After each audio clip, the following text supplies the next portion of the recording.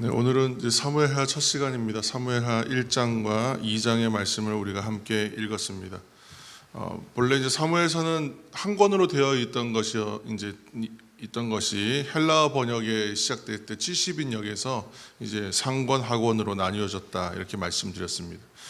우리가 읽은 사무엘상은 세 개의 큰 이야기, 이제 읽어나가는 사무엘하도 세 개의 큰 이야기, 그래서 총 6개의 큰 이야기로 분류할 수가 있습니다. 그러니까 사무엘상 1장에서 7장까지는 한나와 사무엘의 이야기가 처음 나오고, 그 다음에 이어서 15장까지 사무엘과 사울의 이야기, 그리고 16장부터 마지막에 사울과 다윗의 이야기, 또 이제 사무엘하 1장부터 6장까지는 다윗이 왕으로 등극하는 이야기, 그리고 7장에는 다윗과 하나님의 언약에 대한 이야기, 그리고 이제 나머지 부분이 다윗의 징계, 그의 업적, 그리고 이제 회복의 이야기들, 이렇게 해서 6개의 큰 이야기 스토리로 이제 구성이 되어 있는 것입니다.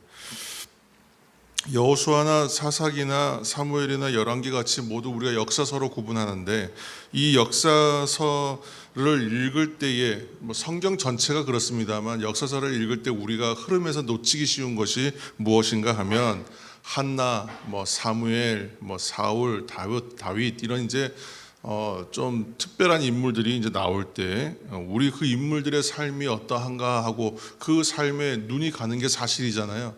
그러다 보니까 정작 그 앞에서 또는 그 뒤에서 이 인물들의 배경을 이끌어 가시고 그 가운데에 하나님께서 하시는 일들이 있습니다. 그런데 정작 그 하나님에게는 시선이 안 가고 한나나 사무엘이나 이제 다윗이나 사울이나 이 인물들한테 우리 눈이 가는 건 사실이라는 거죠. 그렇지만 성경을 읽을 때, 특히 역사서 같이 이제 스토리가 있는 것들을 쭉 읽어 나갈 때 너무 이제 그 스토리 행간을 이제 항상 읽어야, 스토리 자체보다는 그 행간에서 일하시는 하나님이 이 일을 통해서 우리에게 주시는 교훈이 뭐지, 또는 나에게 주시는 메시지가 뭔가 하고 자꾸 귀를 기울이지 않으면 이야기가 재미있어요, 굉장히. 그래서 얘기에 그냥 심취하고 이야기에 빠져버립니다. 그래서 우리가 역사서를 읽을 때에 특별히 그러한 내용, 하나님께서 하시는 것이다, 결국은 하나님만이 하실 수 있다, 이 사실들을 우리가 주지하면서 계속 생각하면서 읽어야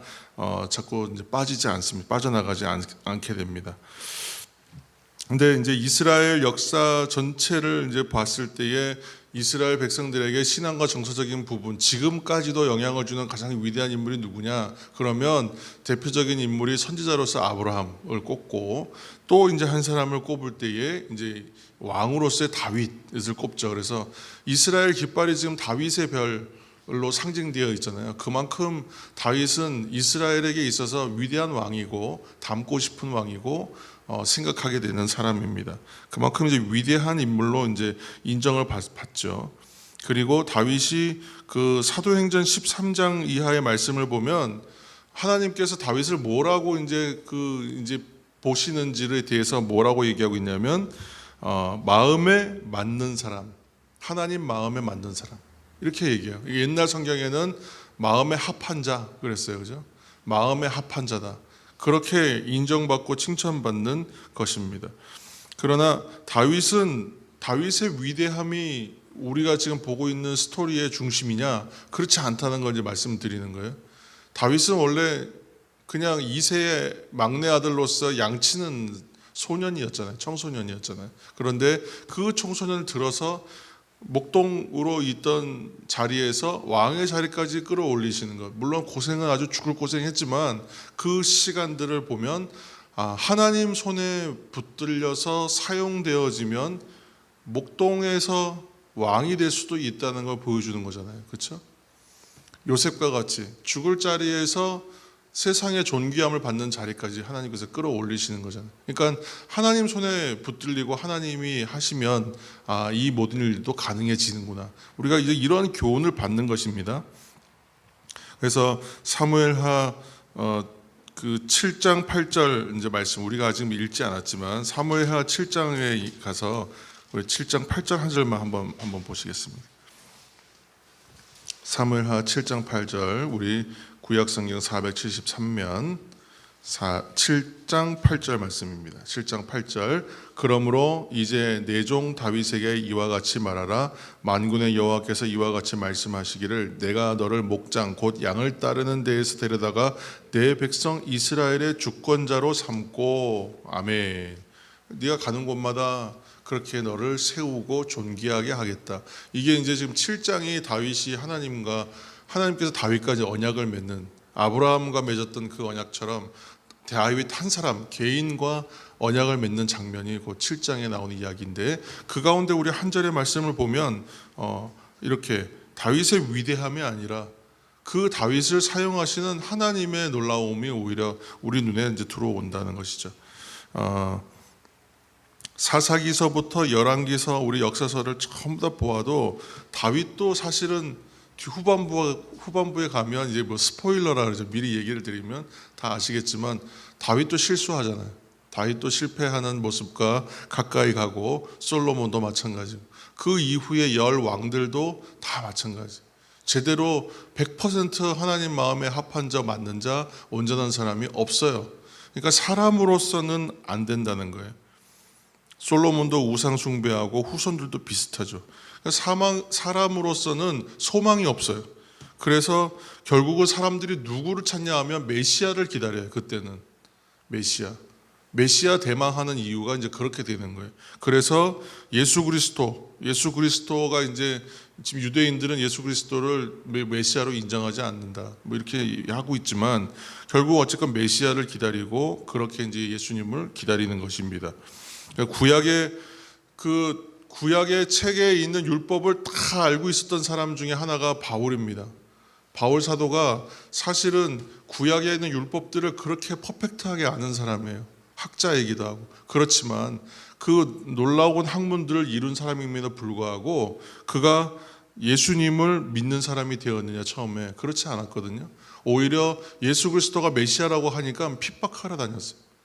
그러니까 구약에 있는 책을 다 읽어내도, 구약의 책을 다 알던 사람이라도 바울도 예수님을 믿거나 그러지 못하고 오히려 믿는 사람 핍박하는 사람이었습니다. 그러나 그가 예수님을 만나고 믿으면서 수건과 같이 자기를 가리우고 있던 것들이 벗겨지면서 그 사실을 알게 되고 변화돼요.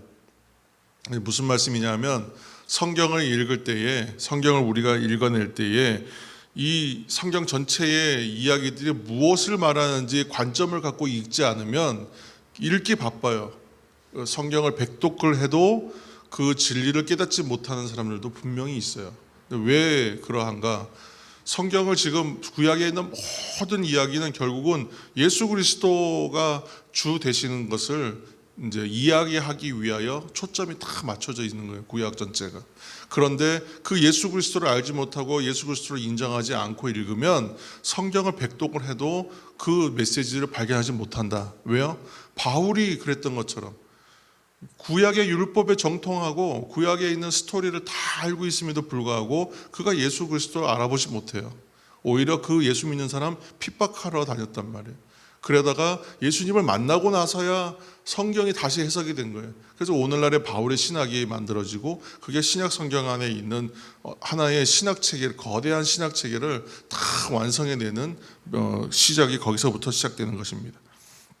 이것처럼 예수 그리스도를 관점으로 하여 읽는 것이 매우 성경은 중요하다. 그래서 사무엘상은 이제 계속 보여주는 게 뭐냐면 대비를 해서 보여주잖아요. 그래서 괜찮은 사람과 그렇지 않은 사람을 비교해요. 그렇죠? 그래서 한나와 누가 비교되냐면 브닌나가 비교되는 거고, 또 그 사무엘과 누가 비교가 돼요? 엘리가 비교가 되는 거고, 그렇죠? 또 뭐 다윗이 사울과 비교가 되고, 이런 식으로 해서 계속 사람들의 비교를 통하여 누가 이제 잘하고 못하는 것인가, 무엇이 선하고 악한 것인가, 온전한 것인가를 비교해 줍니다. 그렇다면 사무엘하는 뭘 비교하겠어요? 다윗의 인생을 가지고 전반부와 후반부 큰 모습으로는 그렇게 비교하는 것입니다. 그래서 이 전반부에는 되게 잘합니다. 사무엘하 우리 2장 1절입니다. 제가 좀 더 빨리 하겠습니다. 사무엘하 2장 1절 말씀, 오늘 읽은 말씀입니다. 2장 1절 함께 읽겠습니다. 시작. 그 후에 다윗이 여호와께 여쭈어 아뢰되 내가 유다 한 성읍으로 올라가리이까? 여호와께서 이르시되 올라가라. 다윗이 아뢰되 어디로 가리이까? 이르시되 헤브론으로 갈지니라. 아멘. 이 전에 어떤 일이 있었냐 하면 그 사울의 손길을 피해서 다윗이 도망했었죠. 그렇죠? 어디로 갔었어요? 블레셋으로 다시 재망명했다 그랬잖아요. 그때는 우리가 그 의미를 깊게 해석하지는 않았어요. 그런데 그 도망갔던 거는 누구의 마음이었냐면 하나님의 뜻은 아니었어요. 자기 생각으로 간 거죠. 그렇죠? 그런데 결론적으로 놓고 보니까 그것이 잘한 일인가 보면 그렇지 않더라는 거예요. 지금 성경은 말씀하고 있는 게. 왜냐? 지금 이제 사울이 죽었습니다. 사울이 죽고 나면 그 다음에 왕이 될 사람 누굽니까? 우리 생각엔 당연히 다윗이 될 거라고 생각하잖아요. 그런데 그렇지 않다고 보는 거예요. 세상은. 왜냐하면 우리가 일제시대를 경험했지 않습니까? 그렇죠? 그러면 일제시대 때에 일제에 부역하고 그쪽에서 앞잡이 노릇하고 일제에 친일했던 사람, 그 사람이 와가지고 대통령 되겠다고 만약에 그러면 그 사람 우리가 쓰겠냐는 거예요. 그렇죠? 그러니까 블레셋으로 망명 갔던 사람이에요, 다윗은. 그러니까 이거는 자기 생각으로 간 거예요. 그러니까 지금 왕이 되려고 하는데 정통성이 없어요. 아무도 인정해주지 않는단 말이에요, 이런 분위기에서는. 그래서 지금 이제 2장 1절에서는 지금 다윗이 어떻게 됐냐 하면 어떠한 이유로 변화되었는지는 알지 못하지만 하나님 앞에 철저하게 하나님 앞에 묻습니다. 어디로 가면 되겠습니까? 지금 갈 곳이 헤브론밖에 없어요, 다윗은. 그런데 물어요. 헤브론으로 어느 한 성읍으로 가리니까 가라. 그럼 어디로 갑니까? 헤브론으로 가라. 아멘 하고 가는 거예요. 그러니까 철저하게 하나님한테 붙들린 삶을 실천합니다. 근데 이게 사무엘하 초반에 앞에 이어지는 이야기들이에요. 그런데 중반부 후반부를 지나가면서는 또 변화돼요. 그게 사람이에요. 그러니까 사람으로서는 다윗도 이러할진데 어떻게 하나님 아니시면 안 된다라는 것을 성경은 계속 우리에게 메시지를 하고 있다니까요.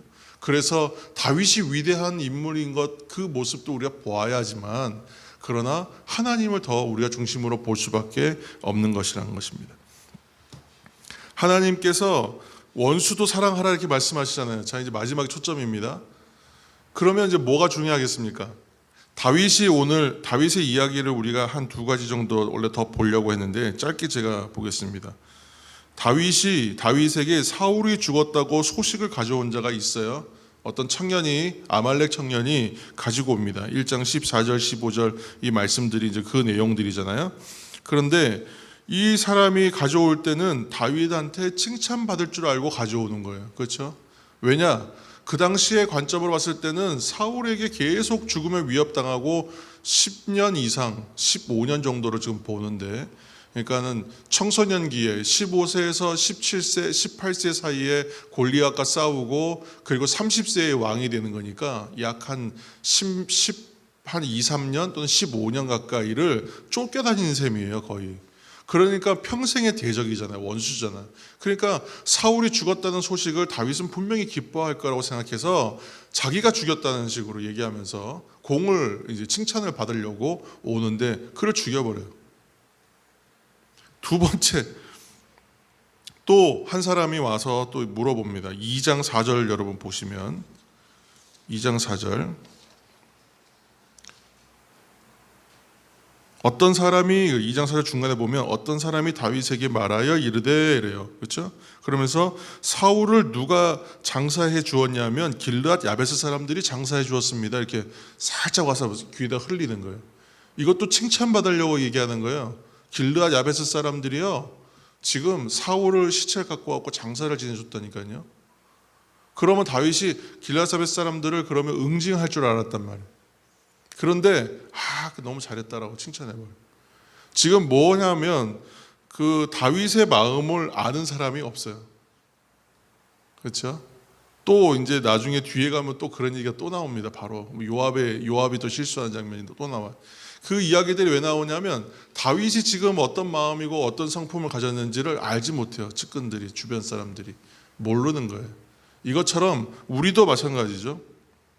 다윗이 어떤 사람인지를 알려면 그 성품을 잘 이해해야 돼요.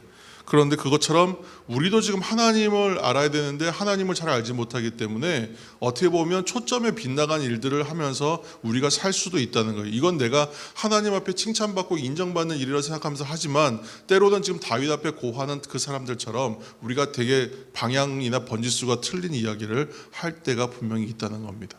기도도 마찬가지입니다. 그래서 지금 하나님께서 어떤 분인지를 알 때에 원수를 사랑하라 우리에게 말씀해 주셨는데 내가 어떻게 원수를 사랑합니까? 그러고 있으면 방향이 안 맞는 거예요. 하나님께서는 원수뿐만이 아니라 나와 같은 죄인도 건져주셨기 때문에 악인까지도 결국은 멸망하지 않고 구원받기를 원하시는 하나님이구나 하는 그 하나님의 성품됨, 하나님 되심을 우리가 알아야 하나님께서 원하시고 기뻐하시는 일이 무엇인지 알고 할 거 아니에요? 그런데 원수를 사랑하라 그랬는데 그거 내가 못합니다. 이러한 관점에만 딱 붙잡혀 있으면 영원히 원수는 사랑할 수 없어요. 저도 원수 사랑할 수 없어요. 나에게 그렇게 못된 짓을 했는데 그 사람 어떻게 용서하겠어요? 근데 지금 그 관점이 아니거든. 하나님께서는 그러실 수 있다는 거예요. 하나님께서 그러면 하실 수 있으므로 하나님 저는 못합니다. 근데 하나님께서 하실 수 있으십니다 하는 사람과 나는 원수를 용서할 수 없어요 하고 붙잡혀 있는 하나님 이해할 수 없어 하고 머물러 있는 것하고는 다른 것이다. 단적인 예를 말씀드린 겁니다. 그것처럼 성경을 읽어가면서 발견해야 되는 건 하나님의 성품됨, 하나님의 하나님 되심을 발견하는 것. 하나님께서 하셔야 하고 하나님이 하실 수 있습니다라는 건 너무나 동의할 수 있는 이야기지만 어떻게 하나님이 하시고 하나님이 무엇을 하셔야 하는지는 잘 몰라요. 그런데 성경 읽어가다 보면 발견해요. 다윗을 이해하지 못하는 주변의 신복들처럼 나도 하나님 이해하지 못하겠구나 라고 생각하면서 성경 읽어나가다 보면 하나님의 마음을 우리가 조금 알게 됩니다. 그러면 하나님의 뜻에 합당한 자로 우리가 더 맞춰져 갈 수 있는 은혜의 기회가 분명히 열리는 것입니다.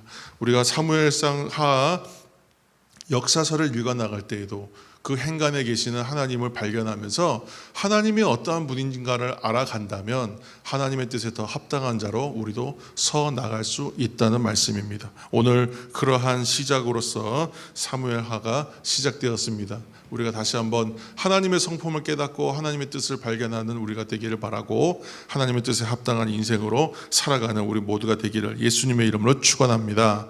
함께 기도하시겠습니다. 우리 오늘 기도하실 때에는 이제 하나님의 뜻에 합당한 인생을 살 수 있도록 하나님이 어떠한 분이신지, 하나님이 누구신가, 하나님께서 어떻게 행하시는가를 깨달아갈 수 있도록 하나님의 성품을 아는 자, 성품을 닮아가는 자, 하나님의 뜻을 따르는 인생이 될 수 있도록 하나님 나를 오늘도 인도하여 주옵소서. 다윗을 잘 이해하지 못하였던 주변의 신복들, 그렇게 오래 따라다녔지만 함께했지만 그 마음을 잘 알지 못했던 것처럼 아버지 우리들도 어쩌면 하나님 믿고 하나님의 백성이라고 그렇게 선포하면서도 하나님 앞에 많은 것을 구하고 많은 것을 또 얻어 기쁨을 누리면서도 정작 하나님의 생각, 하나님의 뜻, 하나님이 어떠한 분이신가는 모르고 있는 것은 아닌가 하는 저희는 두려운 마음까지 듭니다. 하나님 함께하여 주셔서 내가 하나님의 마음에 맞는 자, 다윗이 칭찬받았던 것처럼 내 마음에 합한 자처럼 하나님의 뜻을 따르고 하나님의 뜻대로 살아내는 하나님의 백성 되게 하여 주셔서 하나님의 뜻이 이 땅 가운데 이루어지는 일들을 위하여 나의 모든 것 내어줄 수 있는, 내어놓을 수 있는 하나님의 성도됨을 오늘도 회복할 수 있도록, 자라갈 수 있도록 도와주옵소서. 우리는 아직도 알지 못합니다. 우리로서는 알 수가 없습니다. 성령님 말씀하여 주시고 하나님 성경을 통하여 깨닫게 하여 주옵소서. 알게 하여 주옵소서. 내가 알기를 원하나이다.